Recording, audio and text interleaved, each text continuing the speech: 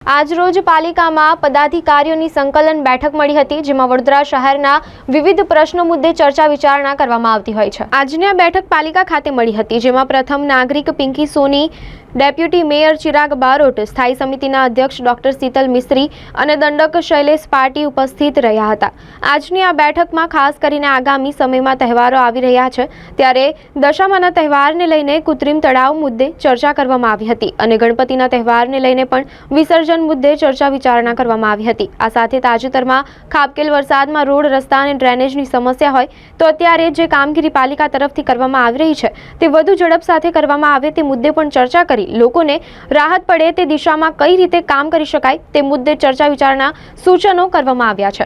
દર બુધવારે વડોદરા મહાનગરપાલિકામાં 5 પદાધિકારીઓની એક સાથે બેઠક એટલે કે સંકલન કરવામાં આવે છે, જેથી કરીને અલગ અલગ વિસ્તારના જે પણ વિષય હોય એમાં ડિટેલમાં એકબીજાની સાથે ચર્ચા થાય। ઘણા બધા વિષયો એવા હોય કે જેમાં બધા 5 લોકો પોતપોતાના વિચાર રજૂ કરે અને એમાંથી બેસ્ટ આપણે કોઈક જે પણ નિર્ણય લેવો હોય એ દિશામાં પણ કામગીરી થાય। તાજેતરમાં આગામી સમયમાં જ્યારે આપણી કલા અને સંસ્કૃતિની નગરી છે અને ભારતીય પરંપરા મુજબ ધાર્મિક તહેવારોનું પણ આગમન થઈ રહ્યું છે, ત્યારે આવનારા દશામાના તહેવારમાં દર વર્ષે દશામાના મૂર્તિના વિસર્જન માટે થોડા પ્રશ્નો ઊભા થતા હોય છે। તો એના માટે આપણે એ દશામાના મૂર્તિના વિસર્જન માટે આ વ્રત પૂરું થાય પછી 10મા દિવસે માતાજીના મૂર્તિનું વિસર્જન કોઈક જગ્યાએ જવારા કરતા હોય છે, તો આ જવારાનું વિસર્જન કરવાનું થતું હોય છે। તો ત્યારે જેવી રીતે ગણેશ વિસર્જનમાં આપણે કૃત્રિમ તળાવ દ્વારા જે કુદરતી તળાવો છે અને કુદરતી તળાવોમાં વસતી જળચર પ્રાણીઓ છે તેમને આ કૃત્રિમ રંગો અથવા કોઈપણ વસ્તુના કારણે નુકસાન ન થાય એટલે કે એક પર્યાવરણલક્ષી અભિગમ અપનાવવાની સાથે સાથે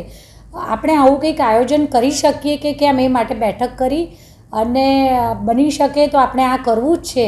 એ દિશામાં અમે બધાએ મળી અને પોતાના વિચારો રજૂ કર્યા છે અને એ દિશામાં કામગીરી કરવાની અમે લોકોએ મન બનાવ્યું છે। એટલે હવે આ કારણ કે જ્યારે ગણેશ વિસર્જન હોય તો એ સેમ તળાવમાં એ કૃત્રિમ તળાવમાં આપણે માતા દશામાની મૂર્તિનું વિસર્જન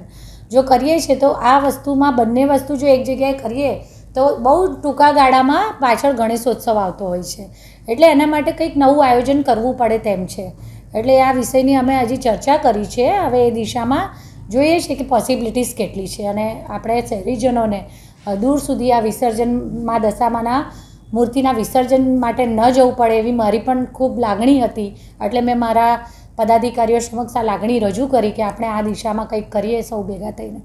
સાથે સાથે આગામી સમયમાં જે ગણેશોત્સવ આવી રહ્યો છે ત્યારે આ ગણેશોત્સવમાં હવે ઘણા બધા લોકો ઇકો ફ્રેન્ડલી મૂર્તિ દ્વારા પર્યાવરણલક્ષી એમનો અભિગમ અપનાવી અને મૂર્તિને બને એટલી નાની સાઇઝની અથવા શક્યતા હોય તો માટીની જ મૂર્તિ આવા અભિગમ સાથે વડોદરા શહેરમાં ઘણા બધા ગણેશ મંડળો છેલ્લા કેટલાક વર્ષથી કામ કરી રહ્યા છે। તો આ ગણેશ મંડળો માટે આપણે એમને એપ્રિશિએટ કરવા કંઈ કરી શકીએ કે કેમ એ દિશામાં અમે વિચારણા કરી છે। આગળ જે પણ નિર્ણય લઈશું તે આપ સૌ દ્વારા વડોદરા શહેરના સૌ નાગરિકોને આપ મીડિયાના સહયોગથી ચોક્કસ એમને જે તે નિર્ણય લેવામાં આવશે એની જાણ કરવામાં આવશે। એકચ્યુઅલી અમે લોકોએ સૌએ સાથે મળીને, કારણ કે હમણાં જ આપણે 1 અઠવાડિયું થયું, ગયા બુધવારે જે વરસાદ પડ્યો લગભગ 7 થી 8 કલાકના ગાળામાં 13 ઇંચ વરસાદ અને જે બધી તકલીફોનો સામનો કર્યો છે આપણે, ત્યારે પૂર બાદ આ સફાઈ હોય કે પછી કોઈ જગ્યાએ હજુ પણ ડ્રેનેજના પાણીમાં કોઈક તકલીફ છે કે પાણી જઈ નથી રહ્યું, કોઈ જગ્યાએ બ્લોકેજ છે પાણીના, આ દિશામાં જે કામગીરી થઈ રહી છે એ કામગીરીને વધારે પૂર ઝડપથી કરી અને બની શકે તેટલું ત્વરિત કામ થાય અને લોકોને કોઈ પ્રશ્નો, કારણ કે હવે જ્યારે અઠવાડિયું આજે બુધવાર થયો છે, 1 વીક પૂરું થઈ ગયું છે, મોટાભાગના વિસ્તારોમાં કામગીરી પૂર્ણ જ થઈ ગઈ છે, પણ છતાંય હજુ ક્યાંક જાણબાર ના રહી જાય માટે કાઉન્સિલરશ્રીઓને પણ પોતાના વિસ્તારમાં જો કોઈ જગ્યાએ પાણી ભરાયેલું દેખાય છે કે કોઈ જગ્યાએથી ડ્રેનેજ વેક્યુમનો પ્રોબ્લેમનું જાણકારી મળે છે તો તાત્કાલિક એક આખું ગ્રુપ બનાવ્યું છે કે જેમાં માહિતી મૂકવામાં આવે અને ફટાફટ એ દિશામાં કામગીરી કરી લેવામાં આવે। સાથે સાથે જેટલા લગભગ 350 જેટલા રોડો પર પેચવર્કની કામગીરી કરી છે અને કાઉન્સિલરશ્રીઓને આ જાણકારી આપી દેવામાં આવી છે કે પોતાના વિસ્તારમાં જ્યાં પણ હજુ પણ ખાડા છે, ચોક્કસ જે ખાડાઓમાં પાણી ભરાયેલું છે એમાં તાત્કાલિક આપણે નહીં જ કરી શકીએ. અને કારણ કે તાત્કાલિક જો આ ખાડા પૂરીએ છે, જે પાણી ભરેલા છે પર્ટિક્યુલરલી, તો પાછા એનું એ જ પરિસ્થિતિનું સર્જન થવા પામે છે. તો એને પાણી સુકાઈ ગયા પછી એટલા સાઈડમાં રાખી, ધ્યાનમાં રાખી, સાથે સાથે અધિકારીઓને પણ સૂચના આપી દેવામાં આવી છે કે પોતાના જેટલો પણ વિસ્તાર આવે છે, એમની અંદરમાં જેટલો વિસ્તાર આવે છે એ વિસ્તારમાં પોતે જાતે 2 વ્હીલર પર ફરી અને આ જગ્યાઓનું બધું જ એસેસમેન્ટ કરી લે, કઈ જગ્યાએ ક્યાં ક્યાં કેટલા ખાડા કે